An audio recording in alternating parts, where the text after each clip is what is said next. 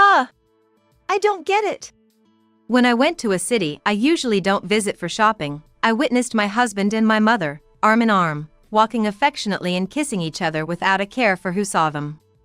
Shocked, I ran up to them and confronted them, but far from being ashamed, they brazenly justified themselves. I immediately went to my parents' house, told my father about the two, and got a divorce, but after my father passed away, I had to meet my mother and ex-husband again. When I saw my mother for the first time in a while, she was wearing loose clothes, and her belly was obviously swollen. Noticing my gaze, she smiled as if she had won a victory. "Oh, did you notice? I have a baby in my belly. It seems you couldn't have one no matter how long you waited. Unlike you, I was able to have a child quickly. Now I can finally become a father. It was good that I divorced you." The two of them hurled insults at me, aiming to hurt me as much as possible. However, their malice missed the mark. Unfortunately for them, I wasn't damaged at all. "Oh, this is funny, both of you look so foolish." I laughed, holding my stomach. "My name is Maria, and I'm a 24-year-old office worker. My parents had me at a very young age. It was what you'd call a shotgun wedding. Both of my parents were quite flamboyant in their youth. My mother, Anna, was only 16 and still in high school when she met my father, Ken, who was 4 years her senior and working in construction. She got pregnant with me soon after. Their love story began when my mother fell in love with my father at first sight and aggressively pursued him until he gave in and they started dating. Soon after, she got pregnant with me, leading to their marriage. Getting married in high school was frowned upon, and they faced strong opposition from those around them. However, as I was already on the way, they had no choice but to accept it. The marriage of the young couple seemed to be going well at first. When I was in kindergarten, my father would often pick me up from school on days when his work was rained out. "Maria's dad is so young and cool. Right? I love my dad, he's so kind." I enjoyed sharing my day with my dad as we walked home under a shared umbrella. However, an incident struck my father, drastically changing my mother's attitude towards him. My father fell and sustained serious injuries while dismantling scaffolding at work. Once his body became impaired with bruises and complex fractures, my mother's attitude turned cold as ice. Luckily, he survived, but with lasting physical disabilities that made it impossible for him to continue working in construction. Thanks to rehabilitation, he was able to walk again and, through a friend, found a new job at a company. However, he needed long-term treatment. Despite this, my mother refused to have anything to do with his hospital visits or daily care. Even when he fell in the corridor at home and couldn't move, she deliberately ignored him and would throw snide remarks his way. Pretending to fall like that. Pathetic. Marrying such a burden was a mistake. I should have looked around more before settling down. As a child, my mother's constant complaints about my father seemed like bullying to me. And I honestly didn't like her very much. With my father unable to work as much due to his hospital visits, we were far from a wealthy family. My mother worked night shifts, so I spent more time with my father during the day and was closer to him. Whether my mother noticed this or was never fond of children to begin with, she mostly neglected me, providing only the bare minimum care. I was able to graduate high school, but afterward, my mother told me I had to work to help support the family instead of going to college, so I got a job at a small local company. "I'm sorry, Maria. It's my fault you have to bear this burden because of my condition." "Don't say that. If I can help you even a little, I'm happy to work." Though I hated to live as my mother wished. I worked hard for my father's sake. After a few years of employment and getting used to the job, I married my colleague, John.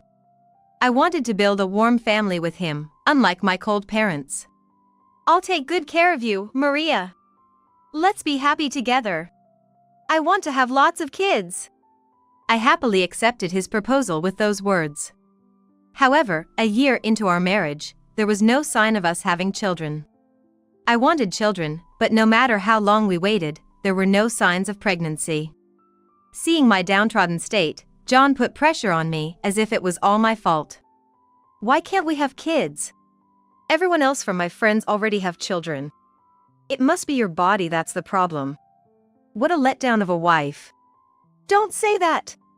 It's not just my issue. I want you to come with me to the gynecologist and get checked too.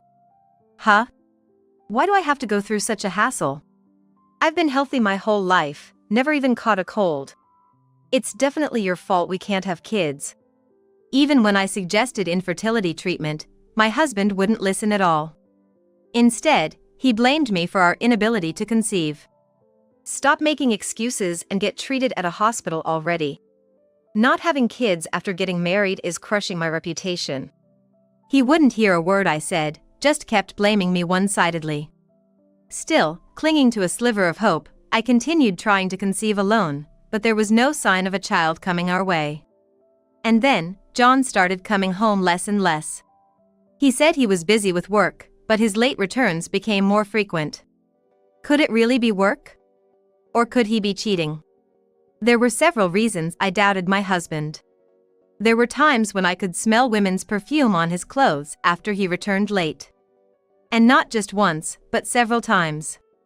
Moreover, when I checked the credit card statements, there were regularly unexplained expenses, which fueled my suspicions even further. However, I thought confronting him directly would just lead to evasive answers, so I was looking for the right moment to talk, and that moment came sooner than expected. It happened when I went shopping in a city I usually don't go to. I spotted my husband, who had said he'd be working that day. Is that John? But he was supposed to be at work today. I was about to call out to him when I noticed a woman walking beside him.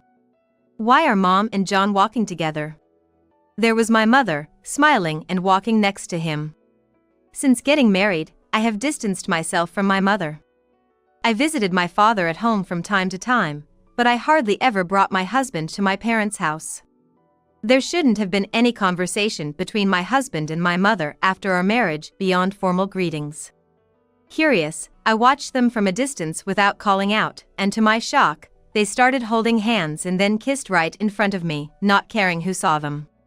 Huh? I don't get it. I couldn't help but exclaim. Unaware of my shock, they just kept walking away.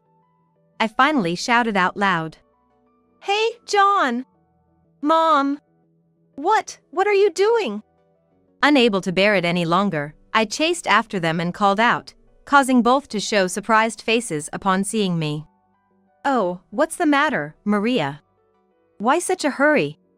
It's not about why I'm here. What are you two doing? What do you mean? I just happened to meet John here, and we were just saying hi since it's been a while. Is there a problem? It seemed like my mother was pretending to be clueless. Meeting my mother after a long time, she looked young, barely in her 40s if you didn't know her. Getting closer to my mother, I realized something. This smell. I've smelled it before. It was the perfume scent coming from my youthfully dressed mother. The same scent I had noticed on my husband's clothes when he came home late. I didn't want to believe it, but I was convinced my mother was my husband's affair partner. Don't lie, I just saw you, Mom, and John kissing. What? That must be some misunderstanding. We just bumped into each other, that's all. When I confronted them, both seemed momentarily flustered and exchanged glances, but after a short silence, John gave in and spoke. I didn't think we'd get caught this quickly. Why are you even here? What do you mean? I thought we could keep it under wraps a little longer since you're so oblivious, but to think you'd see us. Well, it's exactly as you're imagining. I actually prefer older women. I'm sorry, Maria. I did feel bad, but from the first time I met him, John was just my type. My mother and husband brazenly admitted to unbelievable things. We just happened to meet by chance before, went for a cup of coffee, and, well, things developed from there. I'm still young at heart, and I want to experience love. Our marriage was already rocky, but the more I talked to Anna, the more I found myself drawn to her. Oh, I heard about that, Maria. You've been having a hard time having kids, right? John really wanted a boy. It's such a pity it's because of you. Can't believe you told her that. Well, it's true. It's probably because of your body that we can't have kids. Incredibly, John had shared all the intimate details of their marriage with my mother. Despite me struggling alone with infertility and John not being supportive, he acted as if he was the victim, blaming everything on me. Fury bubbled up inside, and I realized I could never continue being married to him. "This is the worst. Do you even realize what you're doing?" I yelled at them as they made lame excuses. "It's inevitable. You're no good as a wife or a woman, so it's come to this." "What? I wouldn't want a husband like you even if you begged. I'm done with you. Let's get a divorce." "Fine by me. Honestly, I've been tired of you for a long time. You're just a defective product since you always make excuses and can't even have kids. I feel refreshed thinking about getting rid of you." "Oh, I didn't intend for it to happen this way, but it seems I've taken Maria's precious husband." "Sorry about that." My mother offered a hollow apology, clearly not feeling guilty. "If I tell Dad about this affair, you realize you'll be divorced, right? Be prepared for that," I warned my mother, whose face momentarily faltered before regaining composure. "You have no proof of any affair. You and John divorcing is your business, but I'll divorce when I feel like it. Now, let's go, John," my mother said dismissively, urging John to leave with her. Despite their clear affair, my mother did not want to divorce her husband immediately, unlike John. I went straight to my father's house to inform him about my mother and John. "So, even after all these years of tolerating her because I thought Maria needed a mother, she dares to treat her daughter this way," my father said with a grim expression upon hearing the news. "John and I are getting a divorce. I can't stay married after what he's done. What will you do about Mom?" "Don't worry, I have a plan. I won't let them have their way." Soon after, John unilaterally sent the filled-out divorce papers, and I signed them, finalizing our divorce. My mother had not returned home since then, apparently eloping with John. Though upset, I decided to forget about John and my mother as my father suggested. After moving out of the place she shared with John, I returned to my father's house, who was now much more capable of taking care of himself, ironically thanks to my mother's neglect. "I'm glad we can live together again, despite everything. Thank you for coming back." My father expressed his happiness amidst the unfortunate circumstances. Their peaceful life was short-lived, however, as my father suddenly fell ill with a prevalent pneumonia and was on the brink of death. "Maria, I'm sorry for all the hardships. Live your life the way you want from now on," he said, holding me hand in his final moments. I nodded through my tears. And soon after, my father passed away. If only I had been a better daughter. I lamented while preparing for his funeral when unexpectedly, my mother and John visited. "We heard he died. It's been a while, hasn't it?" Mom was accompanied by my ex-husband, John. She remarked nonchalantly as they barged in. "What do you want now? Go away." "What do you mean, what do I want? I'm his wife, it's natural for me to be here after my husband's death." "Unbelievable. You run off and then show up like this." Yeah, say whatever you want. But no matter how much you scream, I'm still his wife, which means I have a right to his estate. He had insurance, didn't he? So, that's why you never divorced Dad." My mother, having diligently supported her husband even after his career changed due to injury, believed she was entitled to a share of his assets. Dad had many subordinates who admired him for his caring nature. There was value in not divorcing after all. Now, let's talk about dividing the estate. I know he saved a lot because he never wanted much, my mother approached me with entitlement. Observing my mother in her loose clothing, I suddenly noticed something. Her belly was clearly swollen beneath her relaxed fit clothes. When she caught my gaze, she smirked triumphantly. "Oh, you noticed?" "Yes, there's a child in my belly. Seems like you waited forever without success, but I'll be giving birth in your place. Unlike you, we managed to conceive a child quickly. Now I can finally become a father. I'm really glad I left you." They showered me with hurtful words, aiming to wound me as much as possible. However, their scheme backfired. Unfortunately for them, I wasn't hurt in the slightest. "Oh, this is hilarious. Both of you look so foolish." I laughed, clutching my stomach. They stared at me, dumbfounded. "What's so funny?" "It's just ridiculous. By the way, it's hard to say, but are you sure that child is really John's?" John responded with a huh, looking offended, but my mother's demeanor suddenly shifted. Her eyes darted around, clearly flustered. Though John seemed oblivious. "It's obviously my child. Don't say such baseless things out of spite." "Yes, please don't be sour just because you lost." "Whether it's sour grapes or not, this will clarify," I said as I stepped away to retrieve a document I had kept, presenting it to them. "What's this all of a sudden? What's so shocking about it? It can't be that." "Huh? What does this mean?" They were stunned by the contents of the document. A detective agency's report on my mother's social interactions. After my mother eloped with John, I happened to see her in the city with a young man I didn't recognize instead of John.